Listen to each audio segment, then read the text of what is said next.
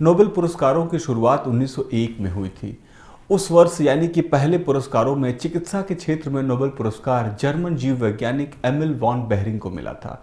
Behring ने संक्रमित रोगियों को जानवरों से लिए गए एंटीबॉडी का इंजेक्शन लगाकर डिप्थीरिया का इलाज डेवलप किया था। बेहरिंग के इस प्रयोग को 19वीं सदी का सबसे महान एक्सपेरिमेंट के रूप में देखा जाता है। आज जब दुनिया कोविड-19 से लड़ रही है तो बेहरिंग का वही प्रयोग फिर से काम आ रहा है। केंद्रीय दवा नियामक यानी कि drug controller general of India ने कोविड-19 के इलाज के लिए प्लाज्मा थेरेपी के क्लिनिकल ट्रायल की मंजूरी दे दी है। तो आज हम इसी प्लाज्मा थेरेपी के बारे में बात करेंगे। हम ये देखेंगे कि ये प्लाज्मा थेरेपी है क्या, कैसे काम करती है और क्या ये कोविड-19 या कोविड-19 या फिर कोरोना से लड़ने के जो हमारी जो पूरी दुनिया एफर्ट कर रही है उसमें ये कितना काम आने वाली है। जब कोई मरीज कोरोना से पीड़ित होता है तो उसका शरीर इस वायरस से लड़ने के लिए प्रोटीन की एक खास इम्यून सेल्स को डेवलप करता है जिसे बी लिम्फोसाइट्स कहते हैं। इसे एंटीबॉडी भी कहा जाता है। ये एंटीबॉडीज़ वायरस से निकलने वाले जो टॉक्सिक एलिमेंट्स होते हैं उनको न्यूट्रलाइज करने का काम करती है। तो बी लिम्फोसाइट संबंधित व्यक्ति के ब्लड के प्लाज्मा में मौजूद होता है, यानी कि ये जो एंटीबॉडी बनती कहाँ है, तो ये ब्लड के प्लाज्मा में बनती है।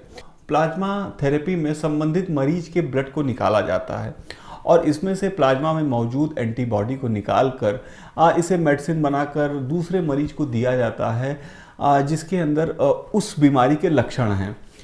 तो अब ये एंटीबॉडी करता क्या है कि ये एंटीबॉडी बीमार व्यक्ति के जो इम्यून पावर है, इम्यूनिटी पावर है, उसको बढ़ा देता है, यानी कि बीमारी से लड़ने की क्षमता को बढ़ा देता है।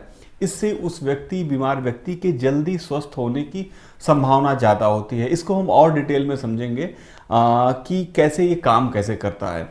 देखिए, ये जो प्लाज्मा का जो ट्रांसफ्यूज़न है या फिर जो स्थानांतरण है, इस तकनीक को कन्वसेंट प्लाज्मा थेरेपी कहते हैं और दुनिया भर में इस समय प्लाज्मा ट्रांसफ़र की इस तकनीक से कोरोना पीड़ितों का इलाज चल रहा है या प्रयास किया जा रहा है।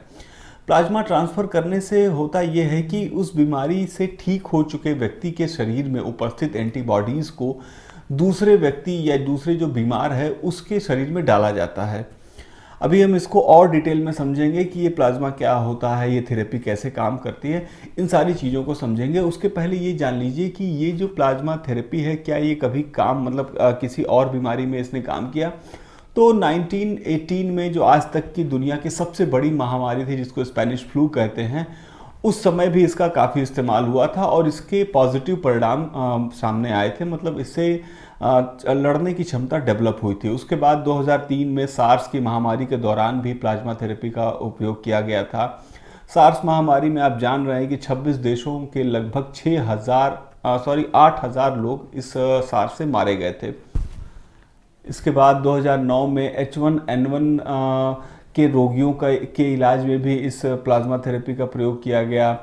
साल 2014 में WHO के निर्देशों पर इबोला और 2015 में कांगो में मर्स यानी कि मिडिल ईस्ट रेस्पिरेटरी सिंड्रोम रोगियों पर भी इसका सफल प्रयोग किया जा चुका है।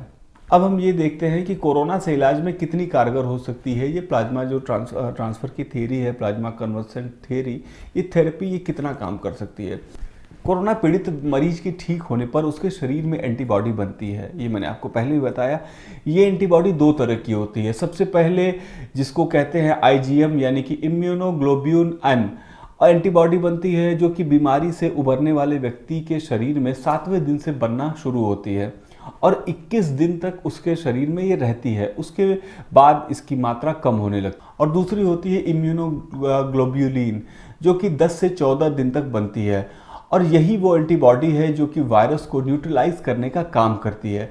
ये उस व्यक्ति के शरीर में लंबे समय तक बनी रहती है। और ये जो कन्वर्सेंट प्लाज्मा थेरेपी है उसमें इसी जो दूसरी एंटीबॉडी है इसी का इस्तेमाल किया जाता है। एक चीज़ और जानने वाली है कि ये जो प्लाज्मा थेरेपी है ये कोई कोरोना बीमारी का इलाज नहीं है, ये वायरस को मार नहीं रही है, ये एक निरोधक प्रक्रिया है। ये आपके शरीर को मजबूत कर देगी जिससे कि आप उस बीमारी से लड़ सकते हैं। अब थोड़ा देखते हैं कि ये प्लाज्मा क्या होता है। तो देखिए, ब्लड वेसल्स जो हमारी ब्लड सेल्स हैं वो 50% जो होती है 50 to 60% प्लाज्मा की और बाकी का जो 40% होता है वो ब्लड सेल्स होती हैं। तो ये जो 60% जो पार्ट होता है प्लाज्मा, ये येलो कलर का होता है। इसके बारे में आपने काफ़ी कुछ सुना भी होगा और इधर भी और भी सुन रहे होंगे। अब ये जो 60% ये जो प्लाज्मा है, इसमें होता क्या क्या है, इनको जानना आपके एग्ज़ाम के लिए ज़रूरी हो सकता है। तो इसमें भी 90 to 92% वाटर होता है और 8 to 10% कई ऑर्गेनिक और इनऑर्गेनिक मटेरियल इसमें मौजूद रहते हैं। तो प्लाज्मा में पाए जाने वाले ऑर्गेनिक पदार्थों को देखें तो सबसे ज़्यादा मात्रा जो होती है वो प्लाज्मा प्रोटीन की होती है, और उसमें भी मुख्य रूप से एल्ब्यूमिन, ग्लोब्यूलिन्स, प्रोथ्रोम्बिन और फाइब्रिनोजन से मिलकर के ये बने होते हैं जो प्लाज्मा प्रोटीन होते हैं।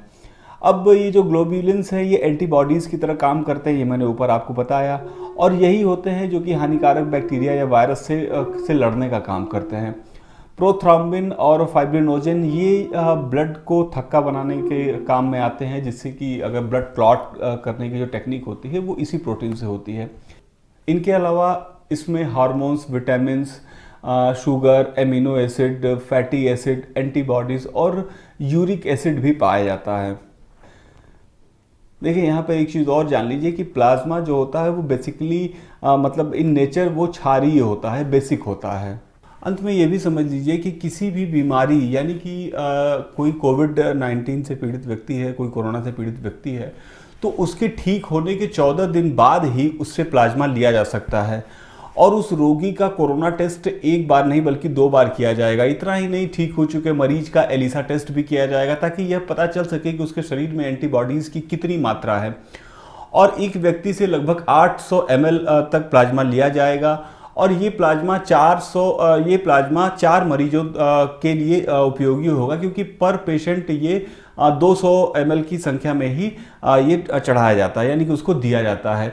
इस समय भारत, चीन, तुर्की, इंग्लैंड और दुनिया के कई देशों में इस प्लाज्मा थेरेपी के थ्रू इलाज करने की कोशिश की जा रही है। भारत में भी इसके क्लिनिकल ट्रायल शुरू हो चुके हैं, लेकिन आपको ये समझना होगा कि ये प्लाज्मा थेरेपी कोई मिरेकल नहीं है। ऐसा नहीं होगा कि इस प्लाज्मा थेरेपी से सभी लोग ठीक ही हो जाएंगे। ये एक निरोधक तरीका है, यानी कि जिसकी स्थिति ज़्यादा ख़राब है उसके शरीर में कुछ प्लाज्मा डाल करके, कुछ एंटीबॉडीज़ डाल करके उसके शरीर को लड़ने के योग्य बनाने की ये एक तरीका है। तो मिलते हैं फिर अगले वीडियो में, तब तक के लिए धन्यवाद।